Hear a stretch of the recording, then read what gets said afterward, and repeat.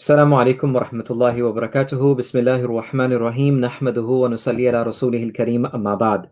Brothers and sisters, welcome to our weekly program, Got Questions. We are honored and humbled to actually have these great scholars who join us, alhamdulillah, every week. I'm going to quickly share this on my stream, and hopefully, inshallah, many people can benefit from the presence of these scholars. May Allah subhanahu wa ta'ala accept and reward all of us gathering here, inshallah, subhanahu wa ta'ala. Mufti Sahib, assalamu alaikum. How are you? Assalamu warahmatullahi wabarakatuh. How's everything with you? Alhamdulillah, everything is good. Alhamdulillah. Great. Mufti Sahib, let's get directly to the questions. There were two questions that were left from last week, and we want to make sure that we cover them and then of course we'll move forward. One of the questions that someone had asked was in regards to investing in stocks. Are stocks halal? This was the question. Are stocks halal? This was something that someone had asked. Bismillahirrahmanirrahim. As you know, this question has been addressed, I think 2 or 3 times in previous program. But inshallah, I try to again respond to this question. So the answer to this question is that there are certain conditions. If any stock has these conditions and fulfilling these conditions, then that stock will be halal, and you can buy that stock and you can invest in such kind of stocks.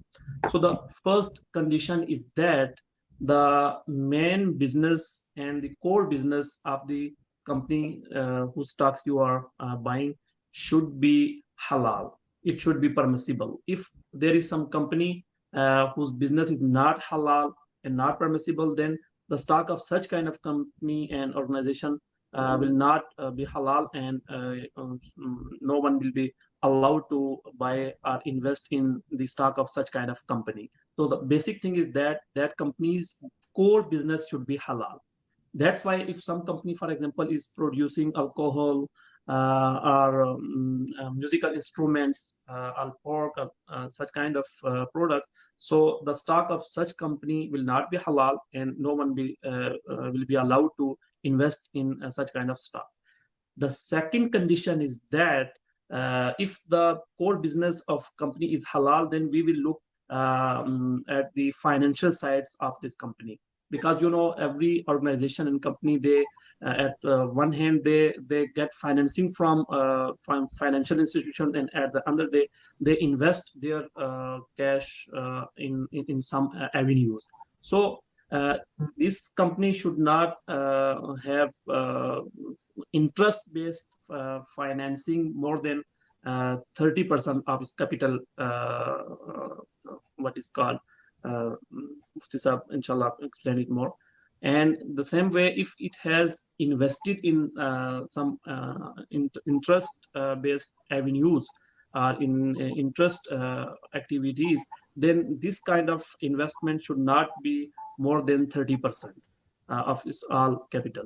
So, and the fourth condition is that the earning of, if it has made some investment in this kind of activities, I mean interest-based activities, then the earning of this company should not be, the earning from these avenues should not be more than 5% of all income of this company. And the fifth condition is that there should not be short selling in buyings and options and this kind of activities which are not allowed by Sharia. So these are some basic conditions. If some stock has these conditions, then it will be allowed to invest in these stocks. Jazakallah Musab, thank you so much for your input, and it's always alhamdulillah helpful for all of us to actually get it directly from the scholars. Sister asks a question, and she says, Assalamu alaikum, this is a question from my 9-year-old daughter. What is the female version of Mufti, and how do you become one? Jazakallah khairan, right? So superheroes and men and women. Any of the respected scholars can definitely mention to us, inshallah, of some of the things which relates to a mufti. Mufti Masab, do you want to touch Mufti Umer Sahib? You teach the girls, right? Subhanallah. So Mufti Muhammad, Alhamdulillah, he teaches in an institution where they have a girls' institution to become a scholar. So maybe Mufti Sahib can touch upon that a little bit, as well as men who go through a specific cycle of studying their Islamic academia, where they learn the basics of Islamic, Arabic grammar to the sciences of Quran and Hadith and fiqh, and then they come to a level where they graduate as ulama or scholars, which takes anywhere from 6 to 8 years of program. And then once they are done, then they have to invest another 2 to 3 years intensively working on writing answers to questions that people bring forth with resources. And that's what a mufti becomes, that you work underneath a guidance of a reputable, well-established institutions and scholars, just like you do your MPhils, you do your PhDs, you find teachers, you find mentors, you write your thesis. So it's a rigorous process from 8 to 10 years.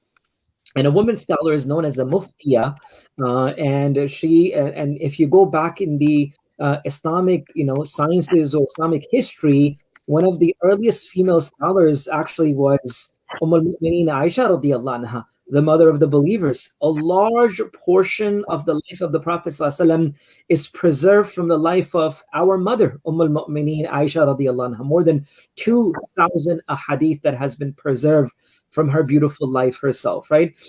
So Mufti Sahib, would you like to touch a little bit, Mufti Sahib? I know that, alhamdulillah, you have the honor of teaching as well. So just as men, alhamdulillah, go through the process of learning, female have the opportunity of learning their religion and deen as well. It's very important that our sisters study as well. At times, for example, a sister may find it difficult to relate to us, or we may find it difficult to relate to them because there are issues that are specific to the female gender. And at times, when they have someone that they can relate to, they can understand the issue better. They can understand their deen better in that manner as well. And then when a female becomes, or a sister becomes an alima or a muftiya, then that affects the society also. That Islamic upbringing is not specific, or that Islamic education is not specific to men, but it's for women as well. Sayyidah Aisha radiallahu anha, as you've mentioned, was the greatest alim of the time, of ever that could ever come about. And after that also, we find in our chains of transmissions, there were female scholars, alimas, muhaddithas, who learned the deen of Allah subhanahu wa ta'ala, and they spread it forth. Wow. So Musab, that's amazing that you just mentioned one point that I want the public to hear, is that every hadith of the Prophet ﷺ reaches us through a chain of narration, with individuals connected to one another who, connected all the way to where the Prophet ﷺ. And some of the narrations have been narrated to us by women folk, right? The honorable women themselves. So, subhanAllah, what a great role they play. I remember hearing some of the elders mentioning that when a man becomes religious, the deen and faith gets to the door of that house.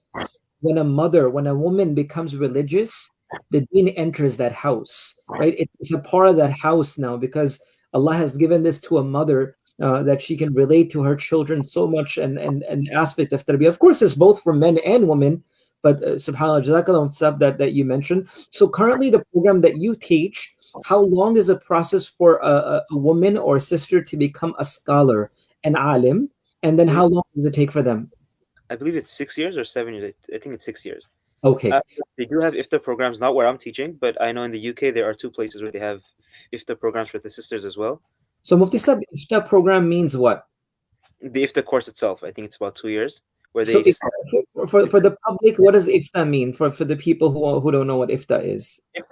Studying is studying to become a mufti, or studying until you receive your certification in issuing legal verdicts. You study principles of issuing legal law, legal verdicts, principles of how to deal with these things, answering questions under a trained scholar who not every single question is being approved by the teacher. SubhanAllah. We were discussing that a few days ago, Jawabu Sahih. Mufti Sahib, so usually, Mufti Umer Sahib, you can also chip in as well. Usually, how many verdicts does a person have to write in order for them to be certified to become a mufti or go serve and be able to write a verdict? And do we still need 2 people to sign something off, or is one person enough sometimes? Because I remember in Darul Uloom Karachi, where the great scholars, may Allah reward them and bless them, and even them, when they were naib muftis, they would have someone else sign, but they were great muftis for 20, 30 years, but they would have someone as the mufti sign itself, stamp and sign with them, such a nobility. Would you like to just touch upon that briefly? So different place. Yeah. Some may require may have 2 mufti signing, some may have 1, but they would have a consultation where each answer would be sent out to the group that's there. For example, in Dar Ifta, where I studied, Mufti Ibrahim Desai would sign it off.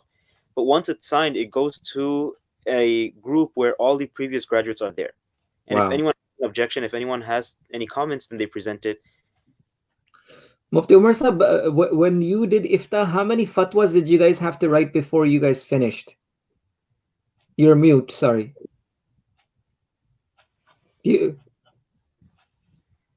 Mufti Sahib, you're mute. Mufti Sahib, you're mute. Okay, perfect. My takhasus was in fiqhul mamlat, Islamic jurisprudence or Islamic law of contract, you can say. So we were required to write at least 100 fatwa regarding business, finance, and this field.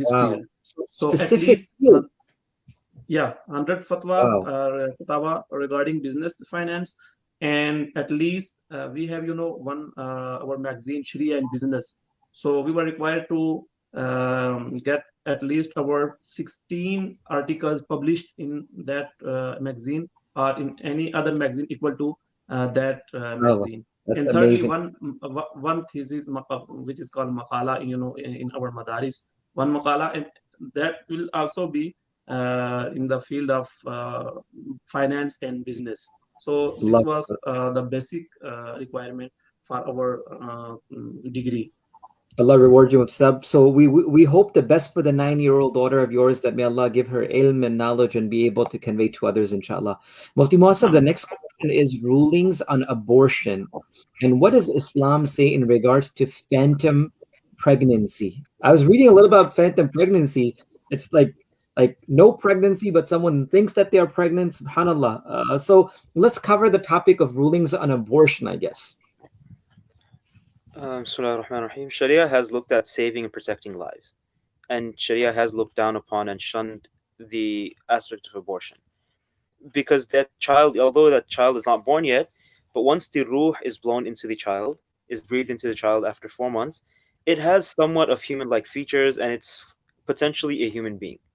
So Allah subhanahu wa ta'ala has considered that to be something sanctified as well, and thus Sharia has prohibited abortion in general. There are instances where there may be a scope for abortion, such as in cases of incest or rape, or when there is a critical illness that can affect the mother or the child once it's born. But that must be within the first 120 days. Once the 120 days pass, and there's no scope whatsoever. But again, we can't pass a blanket ruling. It will have to go through consulting a competent mufti or competent scholar who can pass a ruling depending on the case itself. Jazakallah. I think that's very, very important, Musab. I was speaking to a group of young doctors from one of the MSAs locally here in Long Island. There were about 26, 27 of them, and we had a small topic on bioethics in Islam. And I had mentioned that to them, is that it's very important for scholars and doctors to collaborate and of course, get to these solutions. A lot of time people call us and they must call you. Can I pull the plug on my parents, DNI and DNR and so many things. It's important that, expert doctors and the scholars are involved before making decisions like that. But Jazakallah Mutsab for mentioning that. That's really helpful.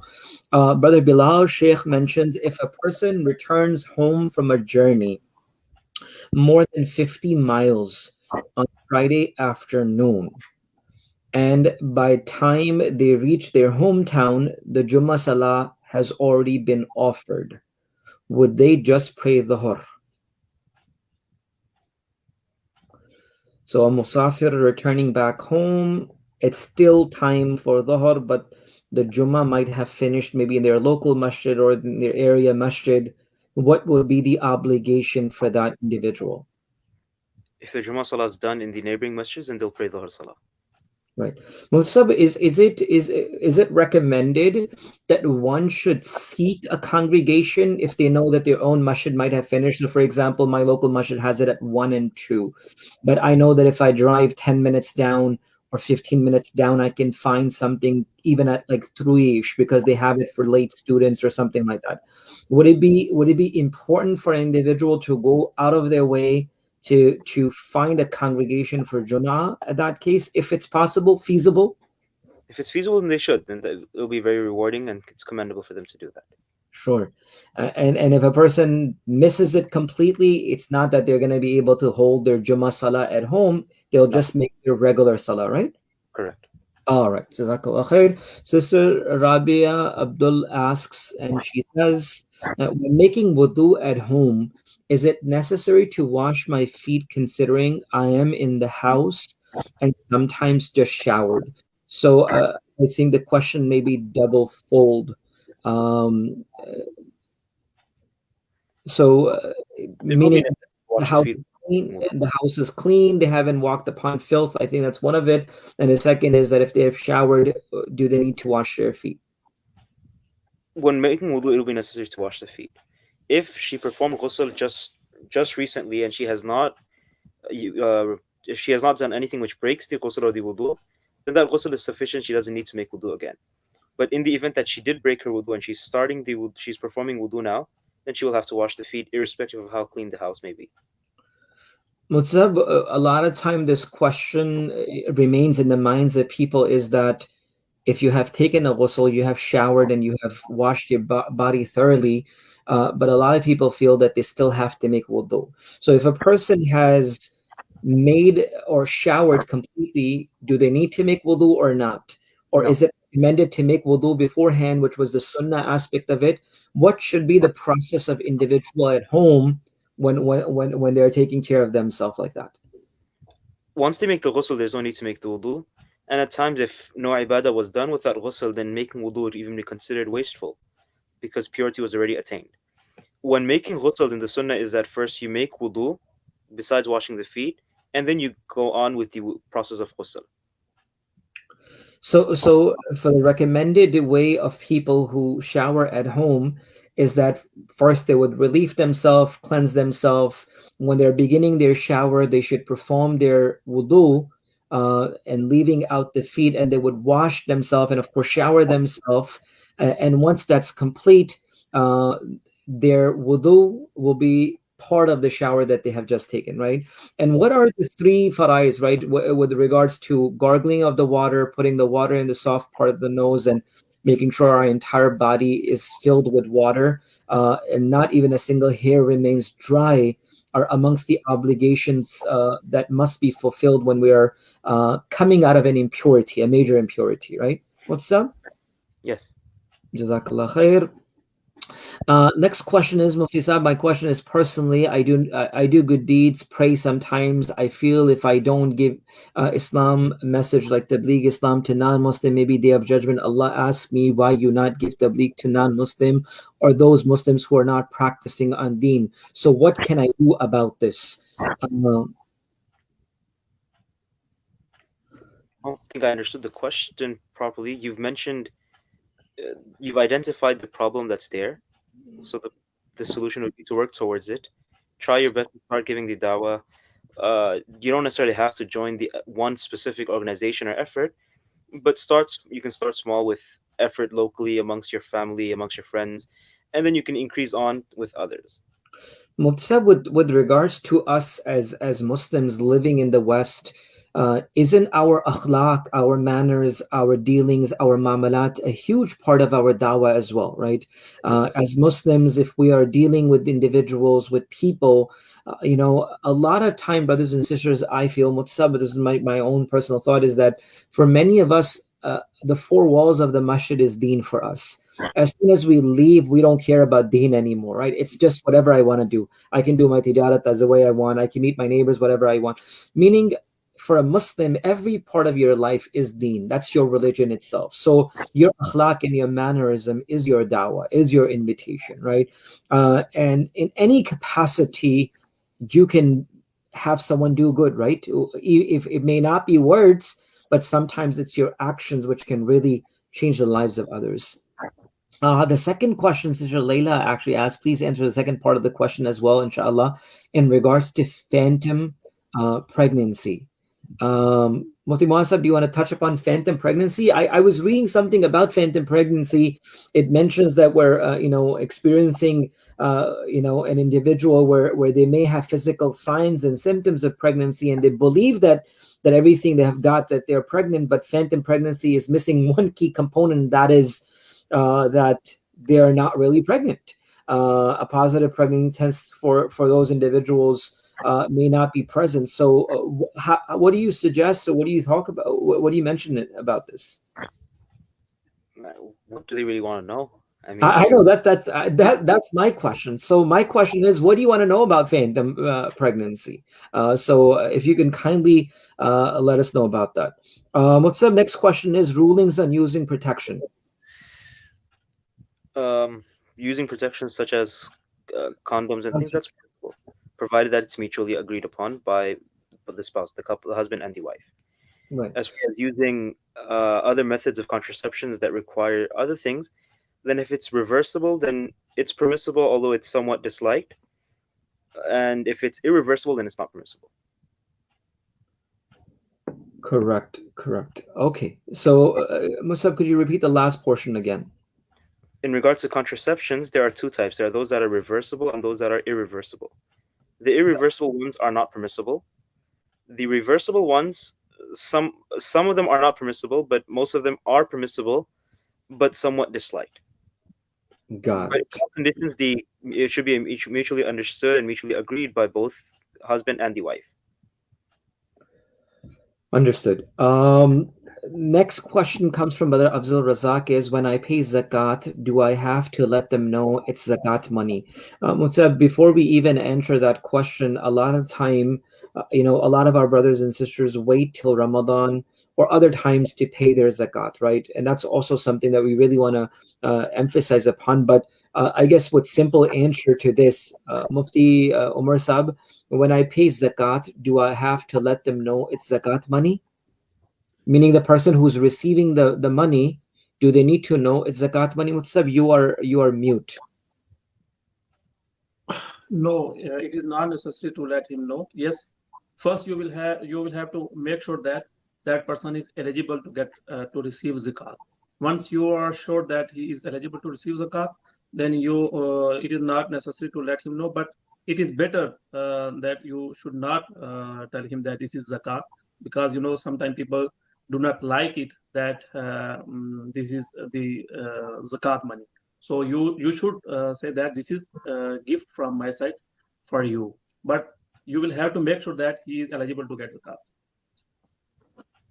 Jazakallah. So Musa, we just have to make sure that individual who's receiving the zakat is eligible, falls underneath the criteria, the threshold of zakat. But once you figure it out that this person is eligible of zakat, they don't have to be told that this is zakat, right? Yes.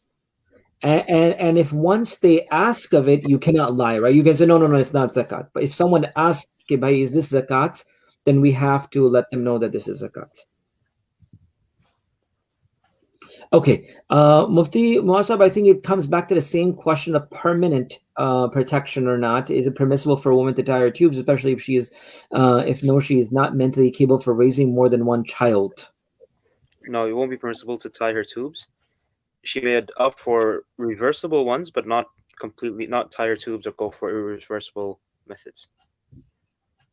Got it. Assalamu alaikum, Mufti Abdullah Sahib. How are you? Walaikum salam. Alhamdulillah. Sorry for being late today. No, that's perfectly good. For joining us. Another question that came in now is, Assalamu alaikum. I left a Muslim brother to manage my business back home. I paid him weekly. He suddenly closed my business and opened a business similar to my business, capitalizing on my customers. How should I handle this matter? Mufti Umer Sahib, what do you think that should be done? This is Fiqhul Mamalat straight from Pakistan. You must receive a lot of questions like these, right? So a brother from here had a business. He was paying someone weekly for his work. He was making sure that this person is working. The work started doing good. The brother who was working closed down this person's business, opened up his own business, the same thing, and took all the customers and started doing whatever he had to. How do you deal with situations like these? So when this guy starts the business and took that person as an employee, if during that time that person was doing honestly and he did not make anything wrong, for example, he did not ask to the customer that I'm gonna open my business and at that time you come to my business.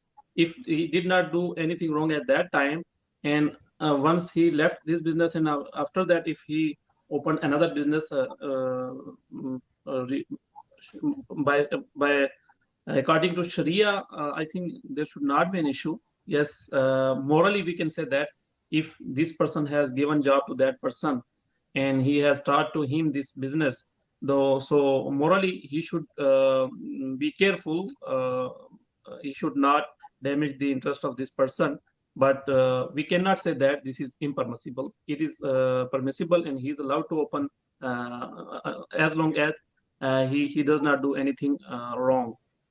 So ethically, socially, what should be done in situations like these, where you trust someone, you begin a business, as a person you feel you got stabbed in the back. Mufti Abdullah Sahib, what do you think, man? What's the next step? I don't know, man. I'm not. I don't get. I mean, I'm not very well experienced in these types of questions. But I mean, there's some questions that would obviously come to my mind. The question is, why did the employee suddenly leave the business? Was the business going in deficit? Was he losing money? What was the situation? Well, I mean, if the company was already going in deficit and the employee was doing the best he can, then I mean, I don't see a problem with the situation. But if the business was doing well and the employee just decided to shut it down, then that's a problem. So what's the concept in Islamic tijara or business with conflict of interest, right? Does Islam pay attention to conflict of interest? So, for example, I'm doing business with you and we're selling socks, right? Whatever it is. And now I can't just open up my own company on the site, start selling socks too, because I already have something with you. Is there something like that in Islamic ethics and business? No, I mean, you can open whatever business you want, whether it's competition. I know you wanted to say something. Sorry, Mufti Abdullah Sahib. Okay. Mufti Umer Sahib, you wanted to say something?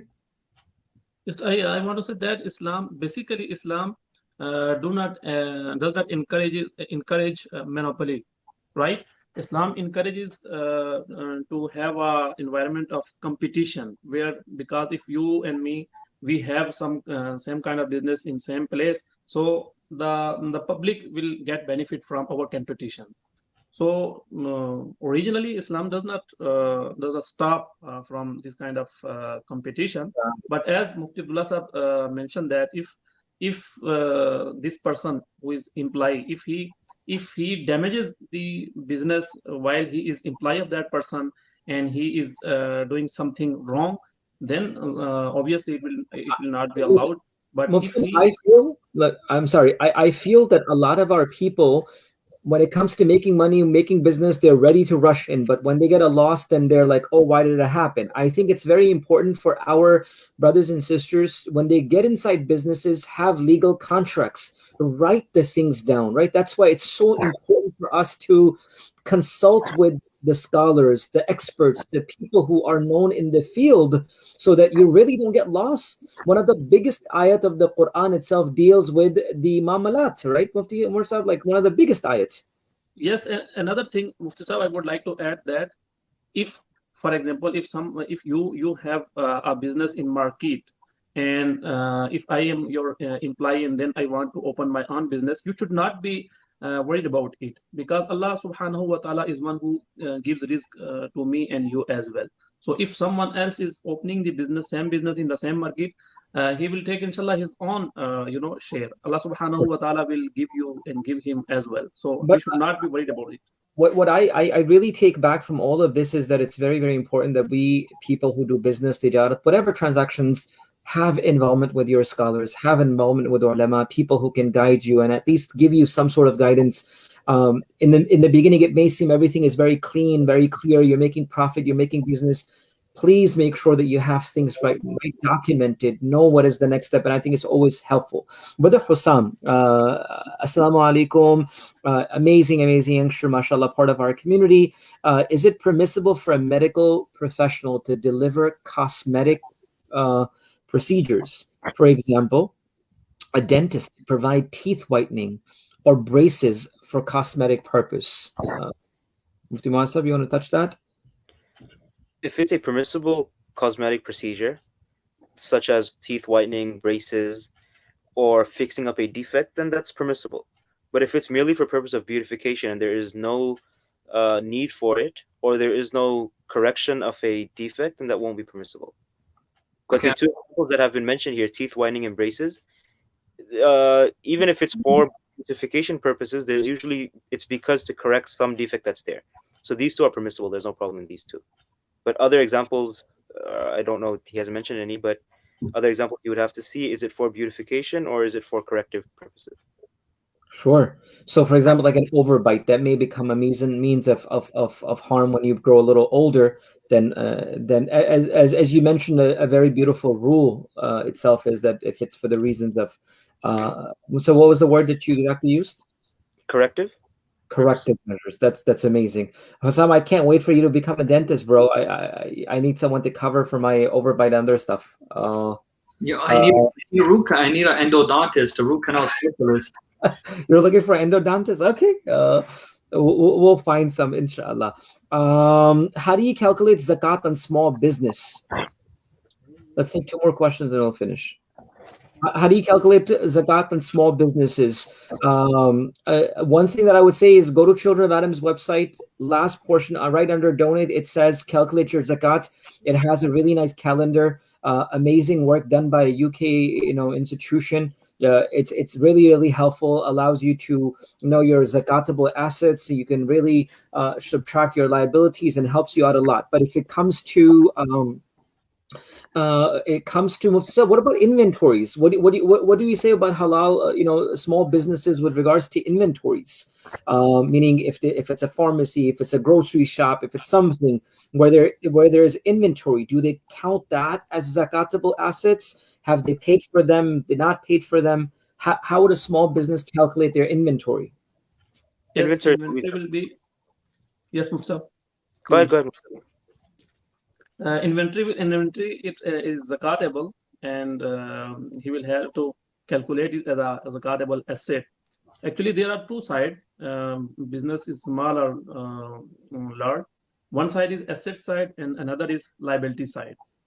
In asset side, cash, inventory, receivable, these things will be added, and on the other side, liability, for example, you have to give loan back to someone.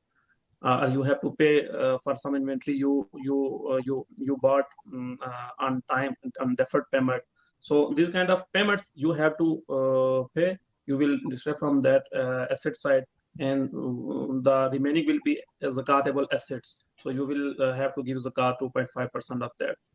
Mufti Umer Abbasi, a question that I would have for you is that, for example, if you have an inventory, right, like Mufti Umer Sahib mentioned, what price do you use? The buying price, the selling price, the wholesale price of the material, because you bought it for $1, you're selling it for $2. The wholesale price of the entire thing would be $1.50. What price does a small business owner use for their inventory when it comes to zakatable assets? The scholars have differed in this specifically. I find the most authoritative opinion to be that the selling price would be considered. The price that you are selling at, that's how much value it holds to you. So that's why it should be given on that. Jazakallah khair. Inshallah, we're going to have a much more detailed zakat, inshallah, workshop right before Ramadan, inshallah, so you can really benefit. Question is, Mufti Sahib, I'm buying an exit business. What to read for barakah at starting? What can someone do for barakah in their business? I remember one thing, and before anyone else can share, I remember Junaid Jamshed rahmatullah alayhi, he mentioned that when he started the business of his clothing work, he asked Hazrat Mufti Taqi Sahib Dhamma Barakatuhum, Hazrat, I'm starting a business, I'm starting a work. How can I have barakah and blessings in this? And Mufti Sahib mentioned that make Allah subhanahu wa ta'ala the partner of your business. So he said, how do I make Allah subhanahu wa ta'ala partner? He said, make Allah your partner, you'll never be in loss. So he said, how do I make Allah subhanahu wa ta'ala partner? He said, fix a certain portion of your revenues or benefit for the sake of Allah subhanahu wa ta'ala, for the work of Allah subhanahu wa ta'ala. Not just the zakat, that's mandatory, but make a portion of your work for the sake of Allah subhanahu wa ta'ala. And just say that, Ya Allah, this is for your khazain, this is for your treasure, this is for your work. And when you make Allah subhanahu wa ta'ala your partner, inshallah, there will never be a loss. That's what I would suggest, inshallah. Anyone else? The second thing is that you make sure that your business will be 100% Sharia compliant. You will not do anything which is not allowed by Sharia, which is not allowed by Sharia. And thirdly, you must have an intention that with this business, you will make sure that this business will help you to follow the teaching of Allah subhanahu wa ta'ala, the saying of the Holy Prophet sallallahu alaihi wasallam. Your intention should be to serve the community, to serve the humanity. And inshallah, you will earn the profit as well. But with this intention, when you will do your business, inshallah, your business will be worship, and Allah subhanahu wa ta'ala will put barakah in your business. Allah rewards you. Allah bless you. Mutsab, one thing that I wanted to mention to our brothers and sisters who might be looking into their businesses and they would want their businesses to know if it's Sharia compliant or not. Alhamdulillah, with the expertise of Mufti Muasa, Mufti Umer Sahib that are present with us in this particular field, we're able to help you out through this platform, inshallah. If you need to have certification of Sharia compliance in your businesses, with a panel of scholars, Mufti Umer Sahib, you must do this. The hundreds of companies in overseas as well. You can look into the flows of companies, and if any company would like to have a compliance certificate, knowing that if it's Sharia compliant, if the workers, if the people, if all aspects of your organization needs any sort of compliance in Islam, please feel free to reach out to us, and we'll be able to guide through certain individuals. Hussam, you said haha, inshallah soon. Can't wait for it. May Allah give you success and everyone else who's pursuing. Someone asked my former Mufti Sahib, thank you for giving us time. If I give you a food dawat, would you accept my dawah? Accept my dawat? Mufti Abdullah Sahib. For this, the stamp goes to Mufti Abdullah Sahib. He holds the stamp of all the food fatwas. Yo, don't. He's our halal guide. No, I'm not, man. Astaghfirullah.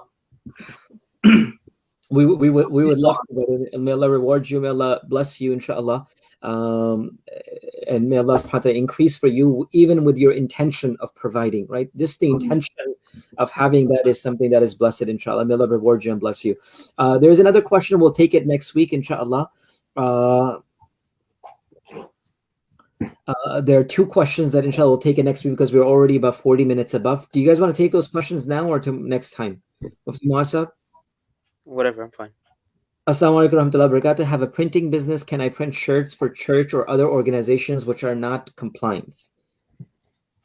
So just to introduce this shirt right here, this is printed by Sister Maryam. Thank you so much. You do amazing work for all the Muslim organizations. She helps out every institution. So she has an amazing work. All her mashallah, family, they have been so generous to all the Muslim communities and helping, even with the MDQ school and other stuff. And mashallah, there is a lot of consciousness of their deen. And that's the most important part. So Musa, where do we stand here? Assalamu alaikum. I have a printing business. Can I print shirts for churches or other organizations which are not compliant? If the printing has something to do specifically with the church, for example, a church logo or the dawah of the Christians, or something that's un-Islamic, then it will not be permissible. But if it's something, for example, a charity organization, or the church has a charity sector, and that's what they're printing on, then that would be fine, provided that there's no crosses or anything that is contrary to the Islamic teachings. Jazakallah khair, Musab. Jazakumullah khair. That's amazing. Mufti Umer Sahib, you were going to say something before Mufti Muasa started. Okay, it's okay. Alhamdulillah. Oh man, missed those times.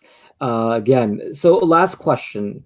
Assalamu alaikum. Question from my 6-year-old daughter. Why did Allah subhanahu wa ta'ala make shaitan? That's a good one, huh? Mufti Abdullah Sahib, you deal with a lot of kids, man.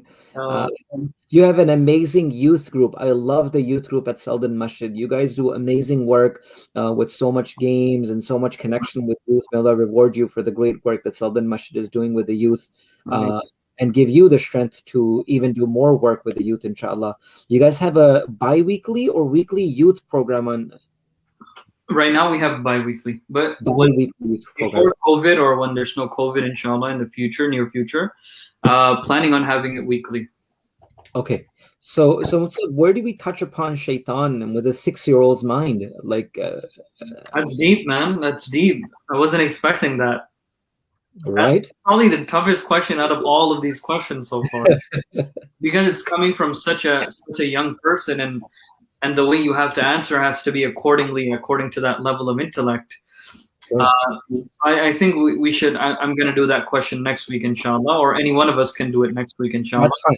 So let's do a little bit of reading. Let's do a little bit of research. Let's do a little bit of reading and come through the mind of a 6-year-old. I have a 6-year-old. I'm going to speak to them and figure out some of the details of what their mind is saying. I'm going to try to answer something, feel if they understand it, and we're going to share that answer next week, inshallah. 6-year-old nowadays, is like Transformers and like Papa. What is it? What Mighty Pups and whatnot. But mashallah, man. This is amazing. I have a 6-year-old thinking like this. Why did Allah make shaitan? Which means the parents are doing a good job. MashaAllah. May Allah protect our children, all our children, the entire ummah. May Allah protect them all. It's definitely a tough time that we are going through, but may Allah protect us and protect our families and our children. Anything else from the Hazrat, our respected Shaykh? We're good?